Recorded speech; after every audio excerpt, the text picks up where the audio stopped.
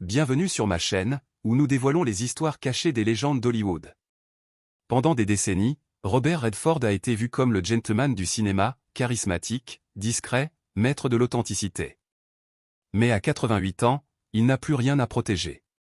Pour la première fois, il lève le voile sur le côté sombre de sa carrière, révélant les 7 acteurs qu'il a détestés et les raisons qui exposent la face corrompue d'Hollywood. Des égos démesurés au plateau transformés en champ de bataille, Redford dénonce ces stars qui exigeaient des réécritures pour briller, traitaient les équipes comme des accessoires et faisaient passer leur image avant l'art. De Tom Cruise à Paul Newman, en passant par Dustin Hoffman et Barbra Streisand, ces rivalités révèlent plus sur l'industrie que n'importe quelle cérémonie glamour. Préparez-vous pour une plongée dans les coulisses tumultueuses du cinéma. C'est parti. Tom Cruise, un film condamné par l'ego. En 2007, Lion Fort l'en promettait un duo de rêve, Robert Redford, l'aîné respecté, et Tom Cruise, la méga star. Redford, également réalisateur, voyait ce drame politique comme une réflexion sur l'échec en Irak. Mais dès le premier jour, il sent le désastre. Cruise, producteur via United Artists, impose son contrôle. Redford voulait Denzel Washington pour le rôle du sénateur Jasper Irving, mais le studio mise sur Cruise pour relancer la marque. Cruise arrive avec une armée de publicistes, conseillers politiques et stratèges, transformant le plateau en campagne électorale. Ce n'est pas comme ça que je veux faire ce film, lance Redford, exaspéré par cette obsession de l'image. Cruise scrute les angles de caméra, la lumière, sa posture, exige des stylistes pour chaque scène et discute même les affiches promotionnelles. Redford, attaché à la vérité narrative, cherche la vulnérabilité, Cruise veut de la symétrie. Le calendrier serré et le budget limité empirent les tensions.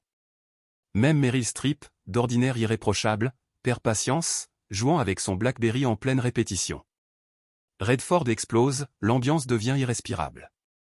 À la sortie, Lion Fort lent est démoli par la critique, qualifié de « laborieux » et s'effondre au box-office. Redford, humilié, confie « Le film a été confisqué par le marketing, vidé de son âme. Il ne reparlera jamais à Cruise. » Pour lui, c'était clair, on joue la comédie ou on vend une pub électorale? Ce clash entre vérité artistique et contrôle d'image marque un regret amer pour Redford. Paul Newman, une amitié empoisonnée par la rivalité. Robert Redford et Paul Newman, duo iconique de Butch Cassidy and the Sundance Kid, 1969, et The Sting, 1973, semblaient inséparables à l'écran. Leur alchimie faisait rêver des millions de fans. Mais en coulisses, leur relation était minée par la jalousie et la compétition. Lors de Butch Cassidy, Newman, star confirmée, insiste pour que Redford, alors inconnu, garde son rôle face aux réticences du studio. Ce geste généreux lance la carrière de Redford, mais sème les graines d'un déséquilibre. Newman, jaloux, confesse plus tard « J'aurais préféré jouer Sundance. Ce rôle cool, détaché, était plus facile. » Redford vole la lumière, et Newman peine à l'accepter. Pour The Sting, Redford, désormais une star, cède une partie de son cachet pour égaler celui de Newman. Mais la dynamique a changé, Newman agit comme un producteur, influençant le script et le casting, ce que Redford vit comme une trahison. Il a cessé d'être mon partenaire, il est devenu mon rival, confie Redford à des proches. Newman critique les retards de Redford, tandis que ce dernier reproche à Newman son attitude manipulatrice, feignant la naïveté pour obtenir plus de contrôle. Leur rivalité reste discrète, polie pour les caméras, mais la confiance s'effrite. Malgré les espoirs d'un troisième film, Newman se retire en 2007 et meurt en 2008, éteignant tout projet. Redford résume « Notre lien reposait autant sur la rivalité que sur l'affection. Une amitié légendaire, mais empoisonnée. » Dustin Hoffman, le chaos contre la discipline. All the President's Men, 1976, chef-d'œuvre sur le Watergate, réunit Redford et Dustin Hoffman dans les rôles des journalistes Woodward et Bernstein. Mais ce triomphe cache une tension explosive. Redford, producteur et moteur du projet, prône discipline et précision. Hoffman, adepte de la méthode, prospère dans le chaos, improvisant et perturbant les prises. Sur le plateau, Hoffman change ses mouvements, improvise des répliques et vole la lumière de Redford, provoquant des frictions quotidiennes. Une scène de coups de fil devient légendaire, Hoffman refait cette prise avec des tons différents, forçant Redford à s'adapter. On essaie de raconter une histoire, pas de courir après 1000 petits moments, lâche Redford, exaspéré, au réalisateur Alan J. Pakula. Redford voit le cinéma comme un travail d'équipe. Hoffman croit que l'authenticité naît de la spontanéité, même au détriment des autres. Bernstein lui-même trouve l'imitation obsessive d'Hoffman étouffante. Malgré le succès du film, 4 Oscars, Redford refuse de retravailler avec lui. Lorsqu'on l'interroge, il répond laconiquement « une fois suffit ». Cette phrase résume des mois de frustration face à un partenaire ingérable. Jane Fonda, une alchimie de façade. Robert Redford et Jane Fonda, partenaires dans Barefoot in the Park, 1967, The Electric Horseman, 1979, et Orsoul at Night, 2017, semblaient faits l'un pour l'autre. Mais leur alchimie à l'écran cachait une froideur réelle. À Cannes, Fonda avoue, il n'aimait pas embrasser. Il est toujours de mauvaise humeur, et j'ai cru que c'était ma faute. Il a un problème avec les femmes. Dès The Chase, 1966, Redford reste distant, refusant de brouiller fiction et réalité. Fonda, amoureuse de lui, se heurte à son style réservé. Dans Barefoot in the Park, elle est troublée par sa froideur, malgré le succès du film. Pour The Electric Horseman, leurs scènes romantiques sont limitées, étouffées par des barrières mutuelles. En 2017, un retard de 3 heures de Redford sur Orsoul at Night pousse Fonda à réaliser que le problème vient de lui. Redford trouve Fonda trop intense, sa persistance heurtant son contrôle. Fonda, blessé, pense d'abord être en faute. Leur collaboration, bien que fructueuse, reste marquée par une incompatibilité fondamentale, résumée par sa remarque cinglante, « C'est une bonne personne, mais il a un problème avec les femmes ». Gene Hackman, un choc d'intensité.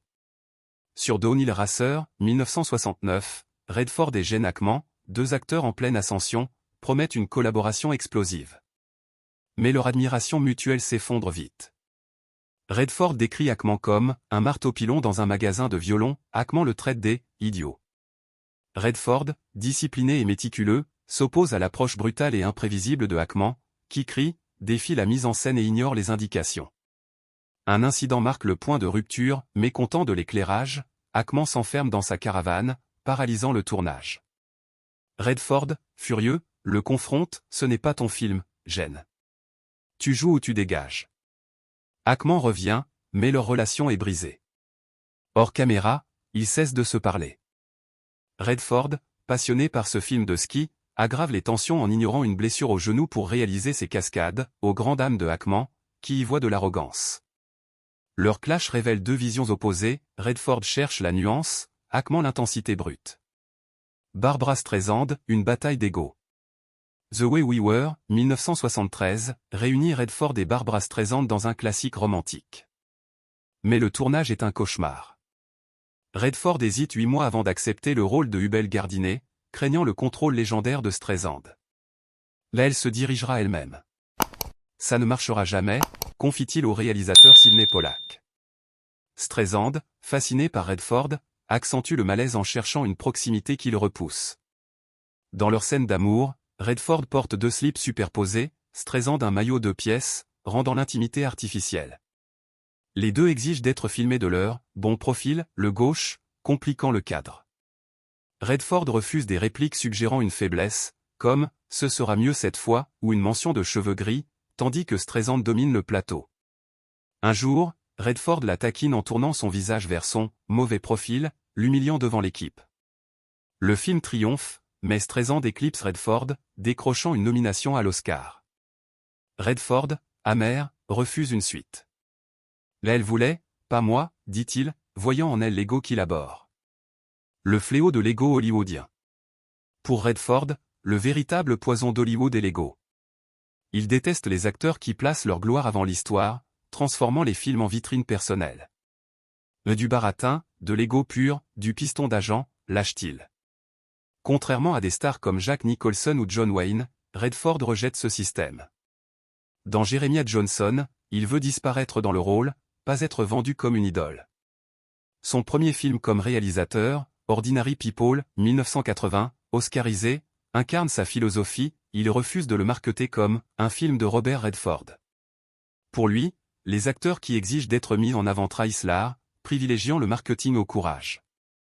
Ses rancunes contre Cruise, Newman, Hoffman, Fonda, Hackman et Streisand ne sont pas seulement personnelles, elles reflètent une bataille philosophique contre l'ego qui corrompt le cinéma. Conclusion. À 88 ans, Robert Redford révèle un Hollywood loin des tapis rouges, un monde d'ego, de rivalité et de lutte de pouvoir.